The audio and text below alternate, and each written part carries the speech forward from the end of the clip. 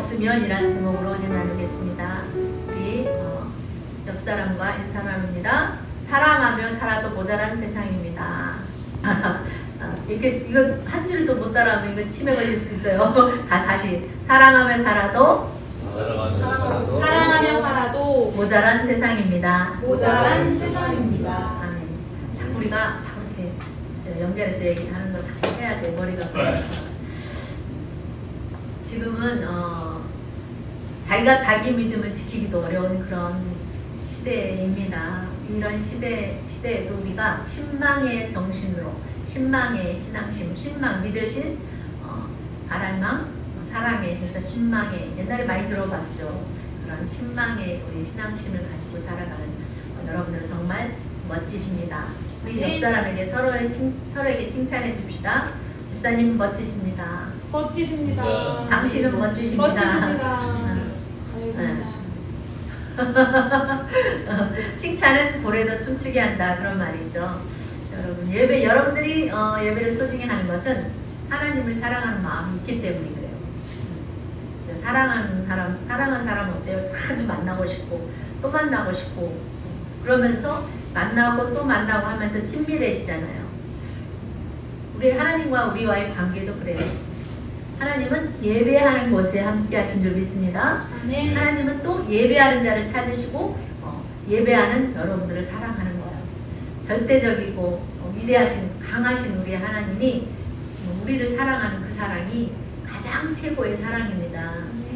그러므로 우리는 그 하나님의 최고의 사랑을 받고 있으니 항상 우리가 어때요? 자부심 가지고 용기를 가지고 담대하게 살아가야 될 줄 믿습니다. 아멘. 그 사랑이, 왜냐하면 그 사랑이 우리를 살게 하기 때문에, 그 소망이 우리에게 힘을 주고 그 믿음이 우리가 살아가게 하는 힘이 되고 능력이 되기 때문입니다. 요즘 우리 사회가 어떻습니까? 너무 극단적인 어떤 경향을 띠고 양극화되고 서로 울렁거리고 그러죠. 댓글 이런 데 보면 사람들이 나와 이렇게 다른 생각을 가지면 어때? 막 빨갱이다, 좌파다, 막 그러면서 막 갈등의 상황으로 막 이렇게 몰고 가는 그런 성향이 참 많은 것을 볼 수가 있습니다. 마지막 때는 뭐라고 했어요? 사랑이 식어진다고 했잖아요. 이 사랑이 식어진 곳에는 분열만이 있습니다. 우리 하나님은 하나 되기를 힘쓰기를 원하세요. 하나 되기를 원한다고 했어요. 분열이 있는 곳에는 하나님은 없는 거예요. 우리 사회가 정말 이렇게 극단적으로 나뉘어서 참 걱정입니다.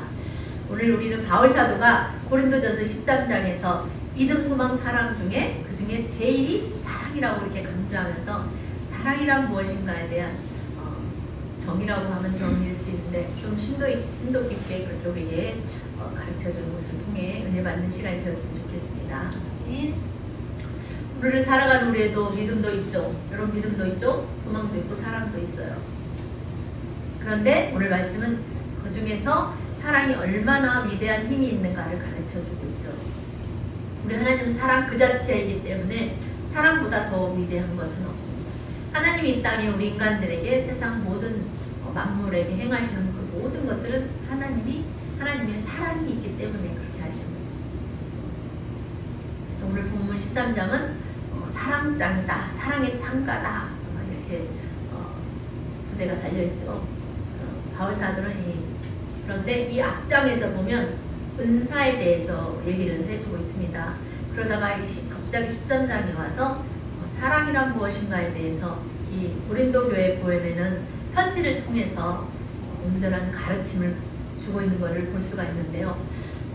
정말 이 앞에서는 여러 가지 다양한 은사들에서 대해서 가르쳐 준 뒤에 그런데 이 은사는 때때로 필요에 따라서 잠시 나타났다가 소멸되기도 하는 그런 것인 반면에 이 사랑은 영원하고 사랑으로 행할 때에는 그것이 하나님께 영광이 되기 때문에 사랑이 제일이다 그래요. 우리가 이 바울 사도에 대해서는 잘 알잖아요. 여러분들 다 잘 알죠. 이분이 얼마나 대단한 성령의 능력을 가진 사람인지 너무나 잘 압니다. 이 하나님께서는 이 바울이라는 사람을 부르셔서 이방인의 사도로 세우시고 그를 통해서 놀라운 일들을 엄청 많이 행했습니다. 심지어는 사람들이 이 바울의 몸에서 손수건이나 앞치마를 이렇게 가져다가 병든 사람에게 얹으면 그 병이 떠나갈 정도로, 또 악기도 떠나나가는 막 그런 놀라운 일들이 일어났습니다.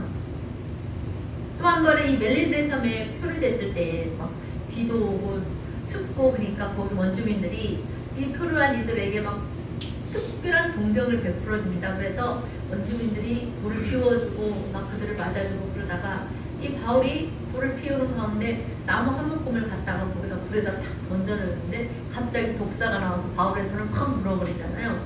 그런데 조금도 상함도 없고, 독사에 물리면 부어야 되잖아요. 죽지도 않고, 갑자기 쓰러져 죽어야 되는데 죽지도 않고, 이렇게 하나님의 성령의 능력으로 희한한 일을 정말 바울이 죽지 않고, 그러다 보니까 원주민들이 바울을 향해서 뭐라고 그랬어? 저 사람은 신이다 그러잖아요. 이렇게 하나님의 성령의 능력으로 말미암아 희한한 일을 많이 행하게 해주셨단 말이에요. 남들이 보기에는 이 정말 바울이 너무나 대단해 보였어요. 당시에 많은 사람들이 그런 그에게 관심을 가졌을 것이고, 그리고 그러한 능력이 어디로부터 나오는가 그것이 알고 싶고, 나도 어떻게 하면 저런 능력을 받을 수 있을까 생각하는 사람들도 있었을 거예요. 그렇게 대단한 성령의 능력을 가졌던, 성령의 능력으로 살았던 그가 이렇게 말합니다. 내가 사람의 방언과 천사의 말을 한다고 할지라도 사랑이 없으면 소리나는 부리와 울리는 꽹과리가 되고 그래요. 내가 아무리 많은 일을 한다고 할지라도, 정말 바울 가는 곳마다 성령의 놀라운 역사가 일어나잖아요. 그러니까 겉으로 보여지는 것이 아무리 화려하고 놀랍고 대단할지라도 그 속에 하나님의 사랑이 없는 상태로 뭔가를 한다는 것은 소리나는 부리와 울리는 꽹과리 같이 아무 소용이 없다라고 말하는 거예요. 행함이 없는 믿음은 어떤 믿음이라고 그랬어요? 죽은 믿음이라고 그랬잖아요. 사랑이 없이 행하면 소리나는 부리와 울리는 꽹과리 같이 그 행한 일이 아무 의미가 없는 일이 되고 만다는 거예요. 그러니까 모든 일은 그 속에 뭐가 있어요? 사랑이 있어요. 사랑으로 행해야 된다. 베드로서 1장 7절에도 보면 경건의 형제 우애를 형제 우애 사랑을 공급하라. 계속적으로 공급하라 그래요. 모든 일에는 뭐가 공급이 돼야 되냐? 사랑이 공급돼요. 사랑으로 행해야 돼요. 결국 우리에게 주는 가르침이 뭐예요? 사랑으로 행하는 삶을 살아야 된다는 거죠. 그래서 바울 사도가 방언도 좋고 천사의 말을 하는 것도 좋은데 무엇보다도 이 사랑을 추구하며 살아라 그러는 거예요. 바울 사도는 자기가 하나님께 영으로 비밀을 말하는 그런 방언을 그 어떤 모든 사람들보다도 더 많이 말을 했다고 했어요. 그것 때문에 자기는 하나님께 감사한다고까지 그렇게 말하지 않습니까? 그러나 참사랑, 즉 하나님이 주신 사랑을 행하는 그런 것이 아니라는 거죠. 자기를 드러내는 것도 아니고, 방언이나 뭐 천사의 말을 하는 것은 그것이 사랑에서 난 것도 아니고, 사랑이 없이도 할 수 있는 그런 개인적인 일일 뿐 아무것도 아니다. 그래서 이 사도 바울은 내가 방언이나 천사의 말을 한다고 할지라도 그것이 만약에 사랑 없이 한 것이라면 자기의 영광이 될 뿐 하나님의 영광이 되지 못한다는 것을 알기 때문에, 오직 하나님의 영광을 위해서 산 사람이기 때문에 이렇게 말을 할 수가 있었습니다. 방언이 뭐예요? 방언은 영으로 하나님께 영으로 비밀을 말하는 것, 그것이 방언이잖아요. 그래서 천사의 말을 하는 것도 좋고 방언을 말하는 것도 좋지만 사랑이 없으면 아무것도 아니다. 이렇게 바울이 그렇게 말하면서 겸손하게 살려고 했지만, 이 고린도 교인들에게 이렇게 올바른 가르침을 주고, 오늘 우리에게도 가르침을 우리가 받아서 사랑으로 함으로써 그리스도 예수 안에서 우리 세계로교회 성도님들도 완전한 자로 세워지기를 간절히 소망합니다. 두 번째로 그가 말하죠. 내가 그래요. 또 내가 누가? 그 대단한 사도 바울이 그래요. 내가 예언하는 능력이 있고 모든 비밀을 알고 모든 지식도 알고 또 산을 옮길 만한 그런 믿음이 있을지라도 뭐래요? 사랑이 없으면. 오늘 말씀 제목이 뭐예요? 사랑이 없으면. 그러면서 뭐래요? 내가 그래요. 또 네가가 아니라 내가 나에게 그런 것을 내가 향한다 할지라도 나에게 사랑이 없으면 아무것도 아니다. 이 말은 뭐예요? 바울은 내가 예언하는 능력도 있어, 모든 비밀도 알고, 모든 지식도 알고, 산을 옮길 만한 그런 믿음이 있을지라도 사랑이 없으면 그런 대단한 사람도 아무것도 아니다. 이거를 아는 것이 중요한 거죠, 사람이. 이걸 알아야 겸손해집니다. 잘못하면 이걸 깨닫지 않고 하나님 앞에 겸손해지지 않으면 교주가 될 수가 있는 거잖아요. 사랑이 없이 하는 것은 아무 의미가 없다. 아무리 많은 일을 하고 놀라운 기적을 베푸고 막 은사로서 많은 사람을 치유하고 막 그런 일이 있다 할지라도 남은 살리면서 자기는 지옥 백성이 됩니다. 그 맨 밑바닥에 영혼을 사랑하는 그 마음이 깔려있는 믿음이 중요한 거예요. 이 초대교회 당시에 이 바울의 영성, 그에게 나타나는 이 성령의 능력과 그 역사는요, 정말 따라올 사람이 없을 정도로 대단한 것이었죠. 그런데 여러분, 내가 예언하는 능력이 있어서 모든 비밀을 알고 모든 지식을 알고 살을 옮길 만한 믿음이 있을지라도 사랑이 없으면 아무것도 아니다라고 그렇게 고백하는 거예요. 자기는 그걸 아는 거예요. 나에게 만약에 사랑을 행하지 않는다면 내가 지금까지 해왔던 모든 것은 아무것도 아니다. 주님이 천국에 갔는데 나는 너를 도무지 알지 못한다. 주님, 내가 이것도 하고 저것도 하고 저것도 했잖아요. 그런데 주님이 나는 너를 도무지 알지 못한다. 이렇게 말할 수 있고, 그러니까 그가 말하고자 하는 것은 뭐냐, 자기의 의로 그런 것을 할 수 있다. 많은 사람들이 자기 의로 그렇게 할 수 있어요. 그러나 맨 밑바닥에는 영혼을 사랑하는 마음이 깔려 있어야 합니다. 그게 두려운 거예요. 바울도 그런 많은 일들을 하고 혹시 내 안에 사랑 없이 혹시 행한 건 아닐까 하는 그런 두려운 마음도, 주님 앞에 설 때 과연 주님이 내가 한 그 일들에 대해서 인정을 할 수 있는지 없는지 우리는 한 번씩 이렇게 돌이켜보고 되돌아봐야 됩니다. 그가 이렇게 말할 수 있는 거는 그만큼 이 고린도 교회에 여러 가지 그때 당시 은사들이 막 나타나고 있었어요. 우리 한국교회도 한동안 막 은사주의, 은사운동 해가지고 여러 가지 은사들을 막 사모하라고 그러고 은사에 대해서 말하고 여러 가지 은사들도 나타나고 사모한 만큼 나타나고 막 그랬습니다. 그러나 그런 것들은 일시적인 것, 영원한 것이 아닙니다.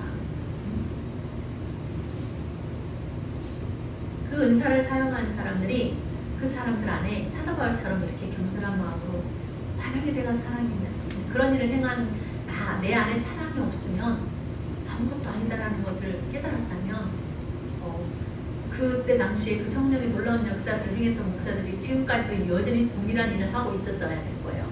그런데 그분들이 중간에 가다가 어때요? 그런 일들이 은사들이 또 사그라들게 되고 그러잖아요. 영원한 것은 뭐예요? 하나님은 사랑하고 말씀밖에 없어요. 변하지 않는 건 그게 진리고 그거밖에 없는 거예요. 은사는 일시적으로, 성령의 나타남이 일시적으로 있는 거예요. 왜? 하나님이 살아계신 것을 알게 해주기 위해서 나타나는 성령의 능력이기 때문에.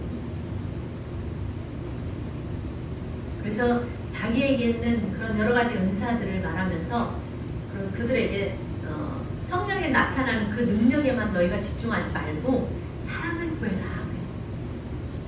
사랑 없이 은사만 구해서 어디다 써먹겠어요? 교만해지죠. 은사를 가지고 사람을 막 치고 겁주고 막 그럴 거 아니에요. 그렇게 하지 마요. 먼저 사랑을 구하고 내 안에 사랑이 있는가, 그리스도의 사랑이 있는가를 살펴야 되는 거죠. 그러나 우리 하나님께서 가장 최고의 은사, 여러분들에게 사랑의 은사를 주시기를 주님의 이름으로 축복합니다. 아멘.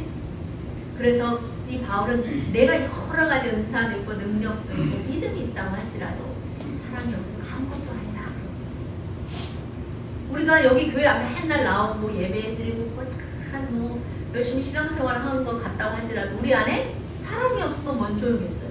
또 사랑이 없으면 밖에 나가서 행함으로 예수 그리스도를 증거하고 우리 삶으로 보여주지 못해요. 우리 안에 사랑이 있기 때문에 나가서 우리 삶을 통해서 보여주는 거잖아요. 그래서 성령의 능력이 나타나는 것은 하나님이 살아계심을 알게 해주는 수단일 뿐이에요. 성령께서 저에게 가르쳐주는 거예요. 하나님을 바라보게 하는, 하나님을 살아계심을 알게 해주는 하나의 수단일 뿐이라고 했어요. 그런데 사람들은 어때요? 그 수단, 성령이 나타나는 그 능력에 막 관심을 가졌잖아요. 근데 하나님의 관심은 뭐예요? 네가 사랑으로 행하고 있는가예요. 네가 사랑으로 지금 행하고 있니? 네가 사랑 가운데서 지금 그렇게 말하고 있는 거니? 너가 나를 사랑하기 때문에 네가 그 고통도 참고 고난도 참고 어려움도 견디는 거니? 주님은 그걸 보는 거죠. 그래서 우리는 하나님께 사랑을 구해야 돼요. 아버지, 나에게 하나님의 사랑을 부어주세요. 그러면 제가 하나님께 받은 사랑으로 저 죽어가는 영혼들을 사랑하겠습니다. 제가 새벽마다 그렇게 기도했었어요. 이 말씀을 제가 이제 주셔가지고 저에게 하나님의 사랑을 부어주세요. 그럼 받은 사랑으로 죽어가는 모든 영혼들을 사랑하게 해주세요라고 그렇게 기도 많이 했어요. 왜? 나는 인간이니까, 신이 아니니까. 때로는 시기 질투하는 마음이 들어올 수도 있고, 미운 마음이 생길 수도 있고, 온전한 사랑을 할 수 없으니까. 온전한 사랑은 주님이 그때그때 부어주는 사랑이 내 안에 들어올 때, 그때 온전하게 할 수 있는 거죠. 처음부터 끝까지 우리가 손가락 그날까지 온전한 사랑을 할 수가 없어. 그래서 주님께 자꾸 구하고 도움을 구하는 거죠. 나의 약함과 나의 부족함을 고백하면서. 그런 사람은 하나님 기뻐하시죠. 너가 참 겸손하구나. 네가 나를 진실로 인정하는구나. 그것이 하나님을 기쁘게 하는 거죠. 하나님의 사랑을 구하고 받은 사랑, 하나님께 받은 사랑으로 사랑하며 살 때 좀 더 아름답고 평화로운 세상이 되고, 좀 더 우리의 삶이 온전한 그런 삶이 되고, 우리의 삶이 좀 더 회복이 되고, 하나님께 영광이 되는 줄 믿습니다. 아멘. 하나님도 우리를 사랑하기 때문에, 왜요? 너희를 사랑하기 때문에 우리의 모든 죄를 용서해 주신 것처럼 우리도 믿음으로 행한다고 하는 그 어떤 일들에 있어서 그 밑바탕에는 사랑이 있어야 됩니다. 사랑 없이도 할 수 있어요, 세상 일들은.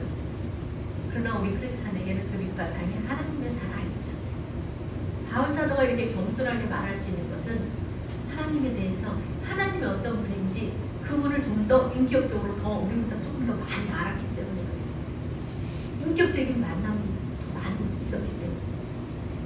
보통 사람 만약 이런 막 성령의 능력이 막 나타남으로 말미암아서 그 나타나는 일들 때문에 막 자기가 막 대단한 사람이 된 것처럼 또 주변 사람들이 막 띄우니까 그런 것들로 인해서 교만해질 수가 있잖아요. 그런데 그런 것에 전혀 사도 바울이 개의치 않을 수 있는 것이, 그 모든 것들이 하나님의 성령께서 자기를 통해서 행하시는 그 능력이라는 것을 알기 때문에 그가 말하잖아요. 자기를 쳐서 더욱더 복종시킨다고.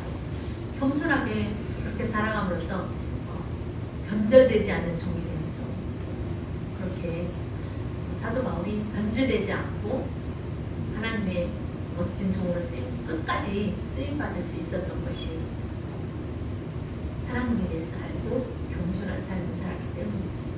그래서 그 이름 앞에 뭐가 붙어요? 성 바울이라고. 이 성이 붙어요. 성. 특별한 사람들에게 이 성을 붙이잖아요. 성 바울. 훌륭한 사도의 본보기가 되었던 것처럼, 사도 바울이 본보기가 되는 그런 삶을 살았던 것처럼 우리도 첫째도 겸손, 둘째도 겸손, 셋째도 겸손. 사람 앞에서도 겸손해야 되지만 무엇보다도 하나님을 인정하고 그분의 위대하심과 높으심을 인정하고 하나님 앞에서 겸손한 삶을 우리가 늘 살아가면, 먼저 하나님 앞에서 겸손하면 그냥 사람 앞에서는 자동으로 되는 거잖아요. 그래서 우리가 겸손을 구해야 될 줄 믿습니다. 하나님의 사랑을 구하고 겸손하게 살아야 된다. 우리가 주님 앞에 설 때에 지난날에 나의 평생에 살아온 모습이 스크린처럼 쫙 지나갈 때 나의 부끄러운 모습이 지나갈 때마다 주님 앞에서 얼마나 부끄러웠겠어요. 그래서 우리가 그런 걸 생각을 해보면서 주님 앞에 설 때 부끄럽지 않는 그런 삶을 살아가기 위해서 내가 어떻게 살아갈 것인가를 가끔씩 뒤돌아보면서 생각해 보아야 합니다. 아멘. 저도 가끔 그런 생각을 하거든요. 세 번째로 3절에 보면 바울 사도는 또 그래요. 내게 있는 모든 것으로 구제를 하고 내 몸을 불사르게 되어준다고 할지라도 사랑이 없으면 내게 아무 유익이 없다라고 그렇게 말합니다. 이 세상에는 봉사하는 사람들이 많잖아요. 우리나라뿐만 아니라 전 세계적으로 자원봉사하는 사람들 굉장히 많아요. 그렇다고 해서 그들에게 사랑이 있어서, 하나님의 사랑이 있어서 하는 것도 아니에요. 사랑 없이도 얼마든지 봉사합니다. 교회 안에도 권사, 집사, 장로들 그런 간증들 많이 들어봤잖아요. 하나님의 사랑이 없이 그냥 봉사, 너무너무 아침 새벽부터 이런 새벽부터 와서 봉사 많이 할 수 있어요. 그런 어떤 봉사들은 사랑 없이도 할 수 있는 거예요.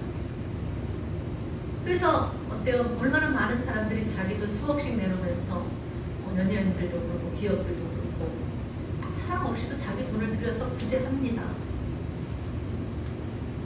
사랑 없이도 얼마든지 할 수 있어요. 뿐만 아니라 자기 몸을 내어주기까지도 희생을 하고 그런 사람도 있어요. 막 지하철 역사에 선로에 뛰어든 사람 막 구하러 뛰어들어가고 막 자기 몸을 희생하는 사람들도 있잖아요. 사랑이 있어서 그런 거 아니에요. 하나님의 사랑이 있어서 그렇게 합니다.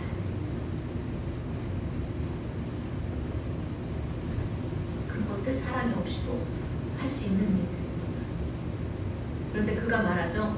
구제도 희생도 헌신도 사랑으로 하지 않는 모든 것은 자기에게 아무 유익이 없다.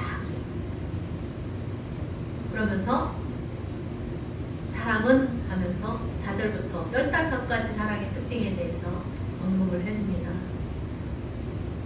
하나님의 사랑이 우리 안에 들어올 때에 받은 그 사랑이 우리를 오래 참게 만들어주고 온유하게 만들어주고 시기하지 않게 자랑하지 않게 해주고 교만하지 않게 해주는 것이기 때문입니다. 하나님의 사랑이 우리 없는 사람은 참지 못해요. 참아내지를 못해요. 사랑이 없는 사람, 하나님의 사랑이 없으면 화를 참지 못해요. 내 안에 하나님의 사랑이 들어오면 막 참고 말씀을 생각하고 말씀을 붙잡고 막 참고 막 그러는데 그럼 하나님의 사랑이 없으면 자기 그 이성의 본성대로 하는 거죠. 그래서 화를 막 내고 그래요. 하나님의 사랑이 없는 사람은 남이 잘 되는 걸 시기하죠. 그리고 교만한 마음으로 살아갑니다. 강남의 어떤 아파트에 사는 어떤 한 40대 정도 되는 사람이 자기가 차를 운전하고 아파트 입구로 탁 들어갔어요. 근데 경비하시는 분이 문을 조금 늦게 열어줬나 봐요. 그때는 그거를 못 참고 하나님의 사랑이 없어요. 그새 그걸 못 참고 경비원을 향해서 얼마나 막 무시하는 그런 말을 욕설을 얼마나 심하게 하는지 정말 참으로 들을 수가 없을 정도였어요. 아마 그 경비원이 참지 않았다면 살인이 났을 수도 있었을 거예요. 그런 사람 인성은 뭐라고 해요? 쓰레기라고 해요. 그 사람은 사랑이 없어요. 사랑이 있으면 그렇게 말 못하잖아요. 그분도 한 가정의 귀한 가장이고 아버지고 남편이고 아들이잖아요. 그렇게 할 수가 없어요. 오래 참고 기다려야 한다는 말처럼 조금만 기다리면 되는데 그거 조금을 못 참고 막 분노를 하고 화를 참지 못하고 막 욕설을 퍼부어대고 그러면서 그 사람은 상대방의 영혼이 어떻게 아주 짓이겨지는 거잖아요. 짓밟혀지고 엄청난 상처를 주는 거잖아요. 비수를 꽂는 거예요. 아주 옛적의 꿈에 어떤 짐승이 있었는데 그 짐승의 몸에 작은 칼이 있잖아요. 수없이 꽂혀있는 온몸에. 그러니까 우리가 하는 그 사람처럼 경비원에게 말하는 그 사람처럼 그런 말을 하면 그 짐승이 비수에 꽂힌 것처럼 그 말 한마디 한마디가 그 경비원에게 비수처럼 꽂히는 거예요. 온몸에 막 상처를 입어서 고통받는 거예요.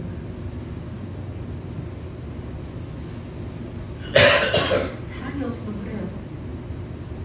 자기가 돈이 좀 있다고 좀 강남에 산다. 교만한 마음이 있으니까 그런 거죠. 교만한 마음이 들어오면 하나님을 두려워합니까? 안 두려워해요. 돈이 아무리 많이 있다고 할지라도 인성은 절대로 돈으로 살 수가 없어요. 돈이면 다라고 하지만 돈 주고 살 수 없는 게 아주 많아요. 인성 이런 것들은 다 어때요? 내면적인 거잖아요. 이 내면적인 것들은 돈으로 못 사요. 이 믿음도 돈으로는 못 사요. 사랑도 돈으로 못 사요. 참 이 돈이라는 게 참 요물스러워요. 요사스러워요. 그래서 사람을 어떻게 만들어요? 교만하게 만들죠. 여러분 돈이 너무 많이 이렇게 막 많지 않은 것에 대해서 감사하시기 바랍니다. 돈이 그래요. 있으면요 목에 힘들어가요. 저 알아요. 저는 그렇게 부자는 안 돼봤었지만요, 제가 장사할 때 현금을 이렇게 뭉텅이로 다녀본 적이 있어요. 다 목에 힘들어가요. 저라고 안 그럴 것 같아요? 모든 사람 다 그래요. 돈 앞에서 교만해집니다. 그래서 우리 많이 없는 거에 감사하시기 바랍니다. 네. 나는 안 그럴 거야? 절대 아닙니다. 저 그럴 것 같아요? 안 그럴 것 같아요? 그건 저만 알아요. 저는 알았어요. 그때 알았어요. 돈이 내 손에 현금이 좀 있으니까 내가 이렇게 뭐 탁 세워지는 걸 알아요. 저는 알았어요. 우리 인간이 그래요. 돈 좀 있다고 교만한 사람은 돈을 쫓아 살다가 그 돈이 어느 순간에 맘머신이 되어가지고 자신이 그 돈의 지배를 받으며 사는 사람이 되고 마는 거예요. 우리가 돈이 좀 없으면 하나님 이것도 없고 이것도 저것도 필요하고 그럼 하나님을 바라보는데, 돈이 좀 있다 그러면 하나님 안 바라봐. 하나님 있기는 어딨어. 하나님 필요 없어요. 이스라엘 백성들이 하나님 말씀 등 뒤로 던져버리는 것처럼 하나님 가만히 계세요. 내가 알아서 할 테니까. 이렇게 되는 거예요. 돈을 바라보고 시작하는 거예요. 없는데 그때그때 기도하면 하나님이 그때그때 이렇게 조금씩 줘요. 필요한 만큼만 채워줘. 그거 받아먹는 재미로 사는 거예요. 하나님이 주시는 그 시기적절할 때 필요에 따라서 때를 따라 돕는 은혜로서 히브리서에 있는 거죠. 그 때를 따라 돕는 은혜를 맛본 사람은요 계속적으로 그 맛을 보길 원하죠. 그래서 그 결과로 나타난 그 나쁜 행태가 교만으로 나타나고 남을 무시하고 인격을 무시하는 그런 말과 행동으로 나타납니다. 누가 잘했다고 할 수 있겠습니까? 도리어 자신의 수악한 민낯이 드러나고 마는 거죠. 여러분 돈 좀 번다고 돈 좀 있다고 교만하게 살지 맙시다. 아멘. 아브라함과 이삭과 야곱처럼 요셉처럼 욥처럼 보아스처럼 그렇게 사람들의 칭송을 받으면서 품이 있고 인격을 갖춘 그런 부자들이 되시기 바랍니다. 아멘. 아멘. 고린도전서 13장 13절에 그러는 믿음, 소망, 사랑 그 중에 이 세 가지는 항상 있을 것인데 그 중에 제일은 사랑이라 그랬어요. 데살로니가전서 1:3절에 너희 믿음의 역사와 사랑의 수고와 우리 주 예수 그리스도에 대한 소망의 인내를 우리 하나님 아버지 앞에서 쉬지 않고 기억한다고 그랬고요.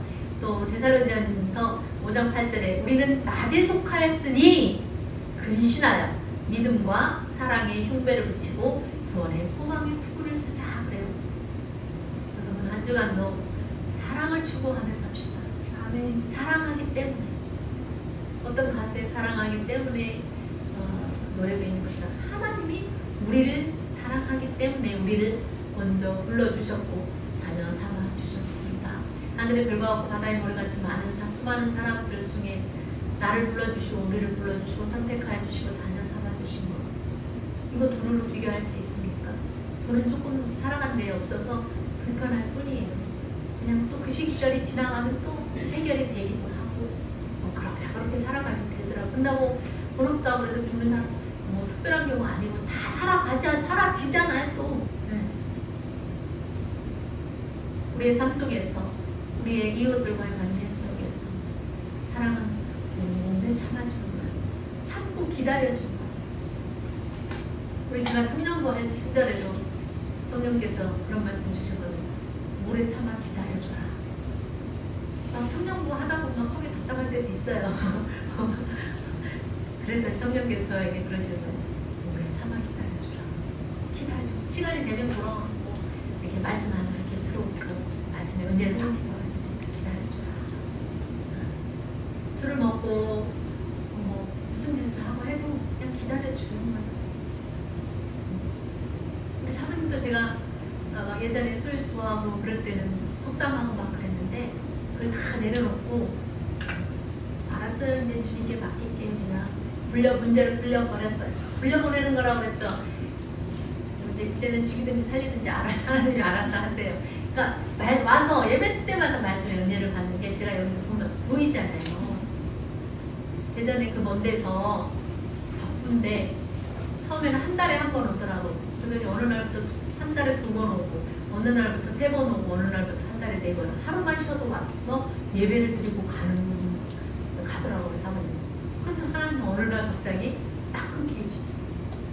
예배를 통해서 은혜를 받으니까 내 안에 있는 더러운 그런 죄악들이 빠져나가니까 하나님 성령이 임하게 되고 그곳에서 성령의 역사가 일어나는 거예요. 그냥 그런 부분들 아내의 입장으로서 바라보면 답답하고 빨리 좀 어떻게 됐으면 좋겠고 그런 마음이 제 안에 왜 없어요. 20몇 년 동안 그러고 살았어요. 그래서 하나님이 때가 되니까 하나님이 하시더라고요. 제가 아무리 온갖 수단과 방법 다 동원해도 안 되는 거 하나님이 하시면 한 방에 끝이 나더라고요. 그래서 우리 하나님, 멋진 하나님 일을 너무 완벽하게 멋있게 행해요. 아멘. 그런 하나님을 믿고 기대하고 소망하고 바라보기 때문에 희망이 있고 우리 신앙생활이 즐거운 거예요. 내가 신앙생활 20년 30년 해도 아무 일도 일어나지 않고 그럼 재미없죠. 근데 간간히 맛보게 해요, 하나님이. 그쵸? 간간히 기도하고 뭐 하면 간간히 중간중간에 성령께서 역사를 하시더라고요. 신앙생활의 재미가 그런 데서 있는 거죠. 사랑은 온유한 것이라고 했어요. 이 온유함은 모든 사람에게 친절하게 대하는 거예요. 모세가 굉장히 혈기가 많았던 사람인데 하나님을 만나서 그 인격을 완전히 변화시켜서 세상의 모든 사람들보다 온유한 사람으로 바꿔줬다고 그랬잖아요. 그러니까 모세는 모든 사람들에게 친절을 이렇게 말을 하거나 행동을 할 때 친절함이 있다는 거예요. 그 옛날 성품 하나님이 그냥 제거해 주신 거예요. 자기 힘으로 제거 못해요. 하나님을 만나니까 그게 제거되는 거죠. 그래서 정말 출애굽 역사에 놀라운 위대한 지도자로서의 역할을 사명을 잘 감당하잖아요. 사랑은 기괴하지 않고 자랑하지 않고 교만하지 않는 거라고 바울사도는 그렇게 말합니다. 뿐만 아니라 사랑은 무례하게 행하지 않는 거예요. 막 부부지간에도 무례하게 함부로 말하고 막 이런 경우도 참 많이 봐요. 또 이 사랑은 자기의 유익을 구하지 않고 타인의 유익을 구하는 거예요. 자기 이 유익만 구하며 살아가는 사람이 있고 어떤 사람은 남이 잘 되는 거 타인의 유익만을 구하는 그런 사람도 있어요. 이것도 잘못된 거예요. 균형이 있어야 돼요. 통합적으로 균형이 잡혀야 건강한 삶을 살아가는 거죠. 또 사랑은 뭐냐? 성내지 않는 거. 악한 것을 생각하지 않는 거. 조금만 저기에도 참지 못하고 막 성내고 그냥 막 성내고 분노하고 막 그러잖아요. 하나님 정말 싫어하는 것 중에 하나가 뭐야? 성내는 거예요. 화내는 거. 우리도 잘 하면 안 돼요. 그런 건 다 어디가 쓰레기통에다 버려야 돼요. 인터넷에나 핸드폰에 보면 그 휴지통 있잖아요. 거기다가 다 갖다 버려야 된단 말이에요. 또 사랑은 불의를 기뻐하지 않는다. 저게 틀렸어. 불의를 보고서도 침묵하면 안 돼요. 불의 앞에서는 아닌 건 아니라고 말할 수 있는 또 용기도 우리에게 필요합니다. 우리가 요즘 내란 사태 이후로 보는 그런 모습들에서 보면 불의를 기뻐하는 그런 사람들의 말과 행동이 어떠했는지 보았습니다. 그런 사람들의 마음에 사랑이 있을 거 없죠. 그러니까 막 폭력이 난무하는 거예요. 나타나는 증상들을 통해서 하나님이 있는가? 성령이 역사하고 있는가? 악한 영이 역사하고 있는가를 그들의 행동의 결과, 말과 행동을 통해서 우리는 분별해 볼 수가 있는 거예요. 가끔 뉴스에도 보면 막 참지 못하고 폭행하고 살인하는 그런 일들이 여전히 사라지지 않잖아요. 우리 하나님의 성령은 거룩한 영입니다. Holy Spirit, 거룩한 영이에요. 성령으로 충만하면 우리 안에 말씀으로 충만하면 우리 속사람의 인격이 바뀌어요. 속사람의 인격이 바뀌면 겉사람의 모습도 바뀌는 거예요.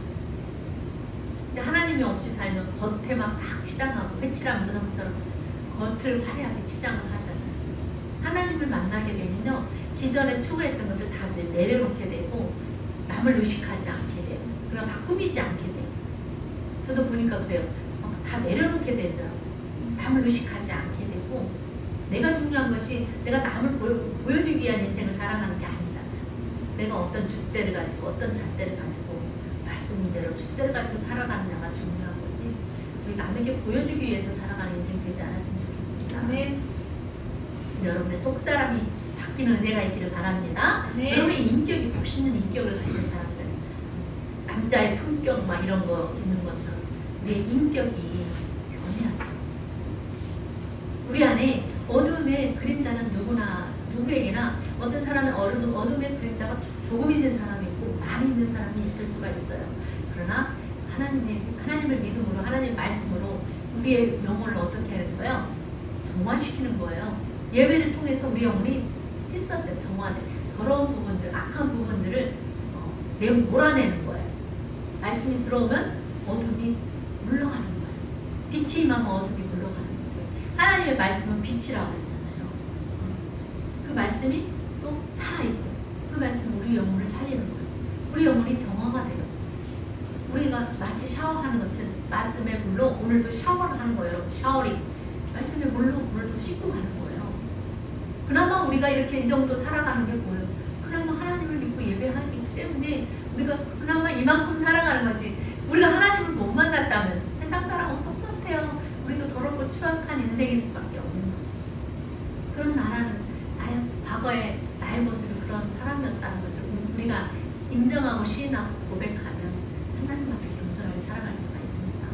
로마서 12장 2절에 너희는 이 세대를 본받지 말고 오직 마음을 새롭게 함으로 변화를 받아 하나님의 선하시고 기뻐하시고 온전하신 뜻이 무엇인지 분별하도록 하라 그랬어요.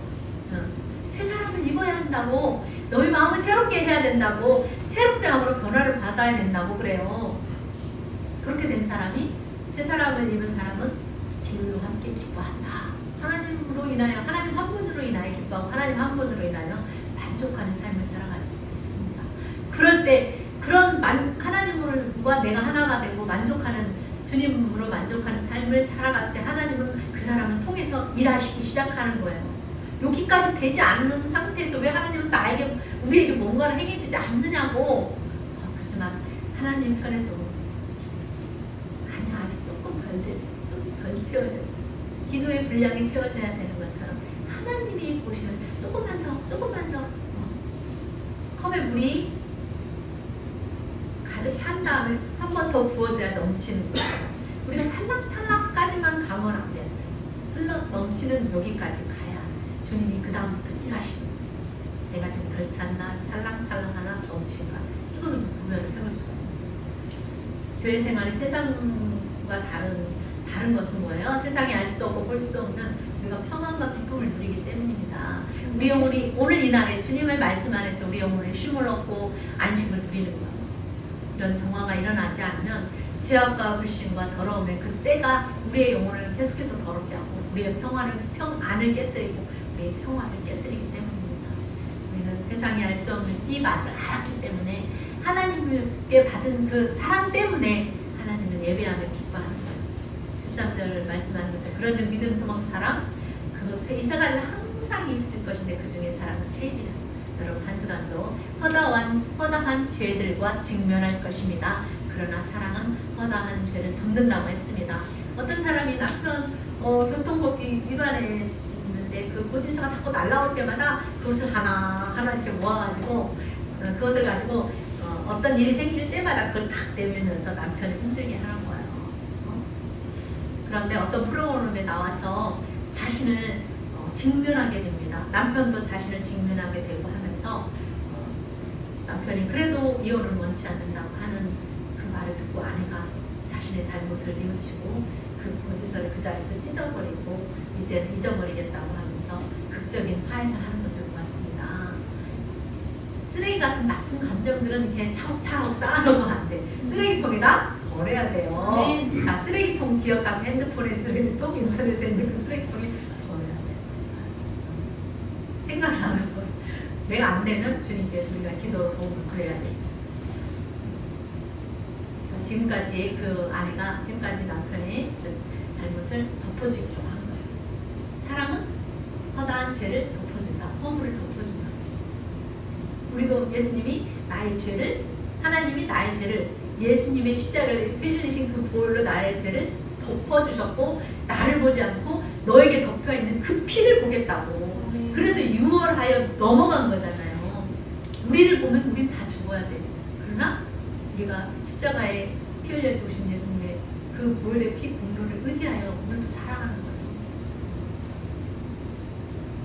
그 남편 어때요?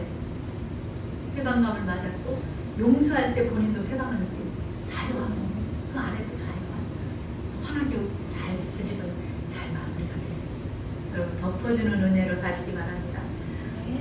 누가 더 크고 작은 잘못을 누구나 크고 작은 잘못을 하고 살아가죠. 우리는 완전하지 않아요. 내 인생도 미완성입니다. 사랑이 없는 삶이 얼마나 사람을 수치스럽게 만들고 악하게 만들고 불신하게 만들고 싸우고 다투게 만들고 행복한 가정을 파괴하고 사람을 피곤하게 하는지 모릅니다. 어쩜 우리의 내면은 마치 퍼즐 조각과도 같이 비슷할 거예요. 나의 모난 부분, 튀어나온 부분을 네가 채워주고 상대방의 그 들어간 부분을 내가 채워주는, 그래서 서로 맞춰가면서 사는 것이지 뭐 아니면 도처럼 막 저도 그런 생각할 때가 있었지만은 막 우리 때로 뭐 아니면 또 막 팔로 붙잡을 때 탁 자르려고 할 때 관계는 힘들어집니다.